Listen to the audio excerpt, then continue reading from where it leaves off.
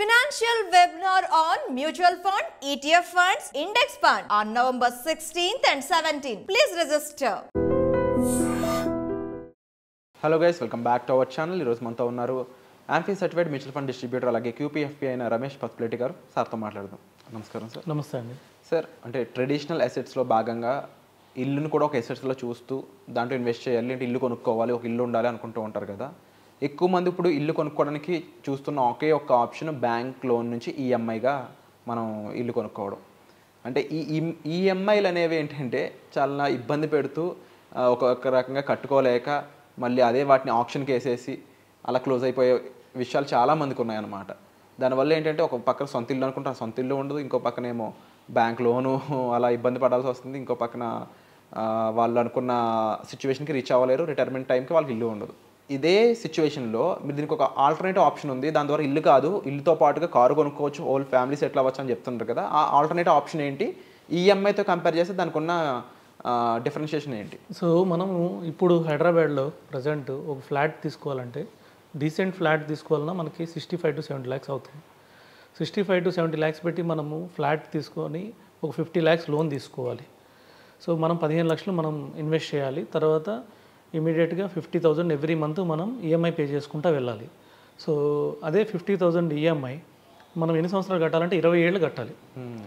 అంటే మనం తీసుకున్న 50 lakhsకి గాను మనం దాదాపు 1.2 crores వాళ్ళకి పే చేయాలి.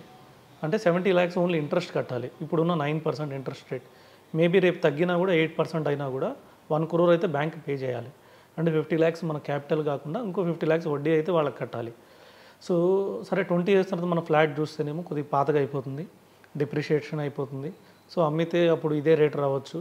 ఎందుకంటే ఫ్లాట్ అనేది ఏమవుతుందంటే ఒక 15 years దాకా పెరుగుతూ వెళ్తుంది, 15 years నుంచి తగ్గుతూ వస్తుంది. ఎందుకంటే డిప్రిసియేషన్ అంటారు. 15 years తర్వాత వాల్స్ కొద్దిగా పాత పడతాయి, వాల్స్ పాతపడగానే ఇంకా దాని రేటు అక్కడ నుంచి డిప్రిషియేట్ అవుతూ ఉంటుంది. సో ఈ విధంగా ఆల్టర్నేట్ మనం ఇన్వెస్ట్మెంట్ చేసుకోవాలి. దీన్ని కొద్దిగా పోస్ట్ పోన్ చేసుకోవాలి మనం. సో ఫైనాన్షియల్ ప్లానింగ్లో కూడా డ్రీమ్ని డిలే అనే ఆప్షన్ ఉంది. డిలే అని ఒక కాన్సెప్ట్ ఉంది. అంటే ఇప్పుడు తీసుకోవాల్సిన హౌస్ని ఒక 10 years ఆగి తీసుకోవాలి. 10 years ఆగి మంచి హౌస్ తీసుకోవచ్చు. అప్పుడు దాకా ఏం చేయొచ్చు అంటే ఈ 15 lakhs ఏదైతే ఉంది కదా, మనం ఫస్ట్ డౌన్ పేమెంట్ చేద్దాం అనుకున్నాం కదా, ఈ 15 lakhs మనం మ్యూచువల్ ఫండ్లో ఇన్వెస్ట్ చేసేసేయాలి. చేసేసి అందులో ఉంచి మనం ఎస్డబ్ల్యూపీ అంటే మంత్లీ 1% విత్డ్రా చేసుకోవచ్చు. అంటే 15,000 మనం విత్డ్రా చేసుకోవచ్చు. మంత్లీ 15,000 విత్డ్రా చేసుకొని రెంటెడ్ హౌస్లో ఉండొచ్చు. ఆ 15 lakhs అలాగే ఉంటుంది, అదేం తగ్గదు. ఎందుకంటే మనకు 12% రిటర్న్ వచ్చినా కూడా మనం మంత్లీ 1% తీసుకోవచ్చు. అంటే 15,000 మనం విత్డ్రా చేసుకుంటూ ఉంటాం. తర్వాత ఏం చేయాలంటే 50,000 మనము ఈఎంఐ కట్టే అమౌంట్ ఏదైతే ఉందో అది ఎస్ఐపి రూపంలో కట్టుకుంటూ పోవాలి. 50,000 ఎస్ఐపి 10 years. 10 years తర్వాత చూసుకుంటే 1.2 crores 12% రిటర్న్ తోటి 1.2 crores అవుతుంది. ఇంకొద్దిగా ఎక్కువ ఇస్తే 1.5 crore కూడా వచ్చే అవకాశం ఉంది.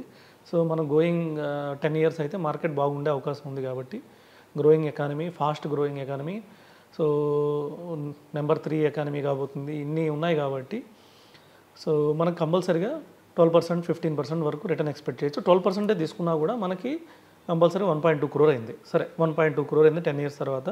మన 15 lakhs అక్కడ అలాగే ఉన్నాయి మ్యూచువల్ ఫండ్లో, 12% వచ్చింది, అవి విత్డ్రా చేసుకున్నాం. సో ఆ 15 lakhs ప్లస్ 1.2 crores కలుపుకుంటే 1.35 crores అయింది. సో మనం ఇక్కడ నుంచి 10 years తర్వాత 1.35 crores పెట్టేసి మనము హ్యాపీగా ఫ్లాట్ కొనేసేసుకోవచ్చు. అంటే ఇంకా లోన్ అవసరం లేదు. మనం తీసుకుని 20 ఏళ్ళ ప్రకారం 20 ఏళ్ళ పాటు వాళ్ళకి కట్టి ఎప్పుడైపోతుందా, ఇది మన ఇల్లేనా, తీసుకునే అమౌంట్ డబుల్ ఇంట్రెస్ట్ కట్టి, ఇంకోటి ఏంటంటే అసలు మన ఇంట్లో ఉన్నామన్న ఫీలింగ్ కూడా మనకు ఉండదు. ఎందుకంటే నెలకి 50,000 వాడికి కడుతుంటే వాడి దాంట్లో అది ఉన్నట్టే ఉంటుంది. ఆ బ్యాంక్ కూడా హౌస్, ఆ ఫ్లాట్ బ్యాంక్ కూడా లాగా మనం అందులో ఉంటున్న ఫీలింగే ఉంటుంది. రేపేమన్నా 1-2 months మనం కట్టకపోతే వాడు బ్యాంక్ కూడా లాక్కుంటాడు కూడా.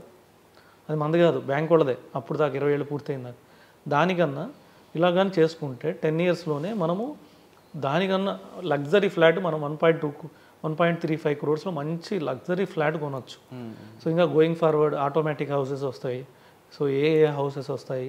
సో ఇలాంటివన్నీ నెక్స్ట్ టెక్నాలజీ. సో హౌసెస్ మనం కొనుక్కోవచ్చు. కాబట్టి మనం చేయాల్సింది ఏంటంటే కొంచెం ఒక 10 years పేషెన్స్ మనం మెయింటైన్ చేయాలి. సో ఎవరో కొనమన్నారు ఎవరి కోసమో కాకుండా మనం ఈ విధంగా ఇన్వెస్ట్ చేసుకుంటే డెఫినెట్గా 10 ఏళ్ళ తర్వాత మనం సొంత హౌస్లో మనం ఉండొచ్చు. బ్యాంక్ వాళ్ళకు కూడా 50 లక్షలు కోటి రూపాయలు కట్టాల్సిన అవసరం లేదు. మనమే లగ్జరీగా మన హౌస్ బిల్డ్ చేసుకోవచ్చు. అండ్ ముఖ్యంగా ఈ ఇన్వెస్ట్మెంట్ ఆప్షన్ చూసినప్పుడు ఏమవుతుందంటే చాలామందికి రిటర్న్ ఆఫ్ ఇంట్రెస్ట్ కానీ లేకపోతే కాంపౌండింగ్ ఏ విధంగా వర్క్ అవుతుంది, ముఖ్యంగా ఎస్ఐపి అన్నప్పుడు దాని కన్సిస్టెన్సీ ఏమన్నా మధ్యలో తప్పిపోతే అప్పుడు పరిస్థితి ఏంటి, అండ్ స్టెప్అప్ చేయాలంటే అప్పుడు దాని పరిస్థితి ఏంటి, వీటిని ఎక్స్ప్లెయిన్ చేస్తారు. డెఫినెట్గా అండి. సో ఎస్ఐపి తప్పిపోతే పరిస్థితి ఏంది? ఫస్ట్ ఆఫ్ ఆల్ ఎస్ఐపి తప్పిపోతే మళ్ళీ నెక్స్ట్ మంత్ నుంచి కంటిన్యూ అవుతుందండి. ఏం కాదు, ఒక నెల కొనకపోతే మనకి యూనిట్స్ రావు. ఆ అమౌంట్ కూడా మనం అడిషనల్ పర్చేస్గా మనం కొనుక్కోవచ్చు. సపోజ్ ఒకరు 10,000 ఎస్ఐపి ద్వారా ఇన్వెస్ట్ చేస్తున్నారు ఎవ్రీ మంత్. ఒక 1 మంత్ కట్ కాలేదనుకోండి, ఏమైనా రీజన్ కావచ్చు, 10,000 ఆయన అకౌంట్లో ఉండకపోవచ్చు ఆ మంత్. లేదంటే బ్యాంక్ వాళ్ళు కొన్నిసార్లు టెక్నికల్ రీజన్స్, మ్యాక్సిమం 99% టెక్నికల్ రీజన్సే. ఒక్కోసారి అకౌంట్లో కట్ కానప్పుడు ఏమవుతుందంటే ఆ మంత్ యూనిట్స్ రావు. నెక్స్ట్ మంత్ నుంచి 10,000 కట్ అయిపోతుంది. అప్పుడు మనము ఈ మంత్ యూనిట్స్ కొనుక్కోవచ్చు 10,000. రెండో సెనారియో ఏంటంటే మన దగ్గర డబ్బులు లేక కట్ కాలేదనుకోండి, ప్రాబ్లం ఏం లేదు, మ్యూచువల్ ఫండ్ వాళ్ళు మనకేం ఛార్జ్ చేయరు. కాకపోతే ఆ 10,000 వర్త్ యూనిట్స్ ఆ మంత్ రావు. అవి మనం మళ్ళీ అడిషనల్ పర్చేస్గా ఈ మంత్ కానీ నెక్స్ట్ మంత్ కానీ కొనుక్కోవచ్చు. ఓకే. సో ఎస్ఐపి అంటేనే డిసిప్లిన్ ఇన్వెస్ట్మెంట్ కాబట్టి మంత్లీ కొనాలి కాబట్టి మ్యాక్సిమం కట్ అయ్యేలా చూసుకోవాలి.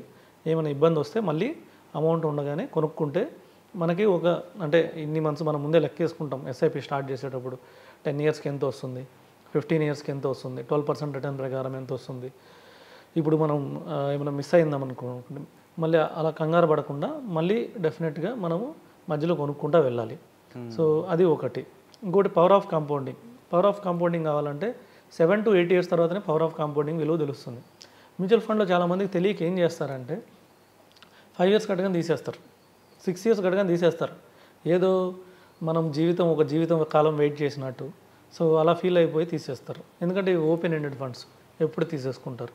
అదే కొంతమంది పాలసీస్లో కానీ వాటిలో కానీ 20 ఇయర్స్ కట్టమన్నా 20 ఇయర్స్ కడతారు, 20 ఇయర్స్ వెయిట్ చేస్తారు. కానీ మ్యూచువల్ ఫండ్ ఓపెన్ ఎండెడ్ అవ్వడం వల్ల, లాకింగ్ లేకపోవడం వల్ల ఈరోజు కట్టి రేపు ఏమైందని చూసుకుంటారు. ఈరోజు కట్టి 1 ఇయర్ తర్వాత తీసేద్దాం అనుకుంటారు, 2 ఇయర్స్ తర్వాత తీసేద్దాం అనుకుంటారు. ఇది మన ఇండియన్ స్టాటిస్టిక్స్ ప్రకారమే మ్యూచువల్ ఫండ్లో average mutual fund holding period 2.5 years. అంటే కొంతమంది 6 నెలలకు తీసేస్తున్నారు, కొంతమంది 1 మంత్కి తీసేస్తున్నారు, కొంతమంది 5 ఏళ్ళు ఉన్నారు, కొంతమంది మ్యాక్సిమం 10 ఏళ్ళు ఉన్నారు. అది కూడా మ్యాక్సిమం 10 ఏళ్ళు ఉండేవాళ్ళు ఎవరంటే నాకు తెలిసి 10% పీపుల్. సో ఈ యావరేజ్ చూసుకుంటే 2.5 ఇయర్స్కి అమౌంట్ విత్డ్రా చేసేస్తున్నారు. అసలు దీని పవర్ ఆఫ్ కాంపౌండింగ్ స్టార్ట్ అయ్యేదే 7 to 8 ఇయర్స్ తర్వాత. దీని విలువ తెలిసేది ఎందుకంటే 7-8 ఇయర్స్కి మన ఫండ్ డబుల్ అయింది సిప్. అక్కడ నుంచి ఎవ్రీ 4 ఇయర్స్కి డబుల్ అవుతుంది. సో ఫస్ట్ 7-8 ఇయర్స్ టైం పట్టినా కూడా తర్వాత 4 ఇయర్స్ పడుతుంది, తర్వాత 3 ఇయర్స్ పడుతుంది, తర్వాత 2 ఇయర్స్ పట్టింది, తర్వాత అక్కడ నుంచి ఎవ్రీ 1 ఇయర్కి మన ఫండ్ డబుల్ అవుతా పోతుంది. కానీ మనం అప్పుడుదా వెయిట్ చేస్తున్నామంటే లేదు, 5 ఇయర్స్ అవగానే తీసేస్తున్నాము, లేదంటే 2.5 ఇయర్ యావరేజ్గా తీసేస్తున్నారు. సో ఇక్కడ పవర్ ఆఫ్ కాంపౌండింగ్ అనేది ఎవరైతే లాంగ్ పీరియడ్ ఉంటారో సో వాళ్ళకే ఇది అప్లికబుల్. మ్యూచువల్ ఫండ్లో పెట్టాము, నాకు పవర్ ఆఫ్ కాంపౌండింగ్ వచ్చేస్తుందని 5 ఇయర్స్లో తీసేసేవాళ్ళు, 2 ఇయర్స్లో తీసేసేవాళ్ళు, 1 ఇయర్లో తీసేవాళ్ళు అనుకోవడానికి లేదు. వాళ్ళు ఎప్పుడైతే 8 ఏళ్ళు దాటుతారో అప్పుడే వాళ్ళు చెప్పుకోవాలి, నేను మ్యూచువల్ ఫండ్లో ఉన్నాను, నాకు పవర్ ఆఫ్ కాంపౌండింగ్ వస్తుందని. లేకపోతే వాళ్ళకి పవర్ ఆఫ్ కాంపౌండింగ్ రాదు. సో ఇంకోటి సిప్ మిస్ అయినా కానీ కంపల్సరీగా యాడ్ చేసుకొని ఇన్వెస్ట్ చేసుకుంటూ కంటిన్యూ చేయాలి. Wonderful sir. సో దీనికి సంబంధించి మరిన్ని డీటెయిల్స్ మీకు కావాలనుకున్నట్లయితే డిస్ప్లే అవుతున్న నెంబర్స్ కాల్ చేయడం ద్వారా సార్ మీరు డైరెక్ట్గా సంప్రదించవచ్చు. Thank you so much.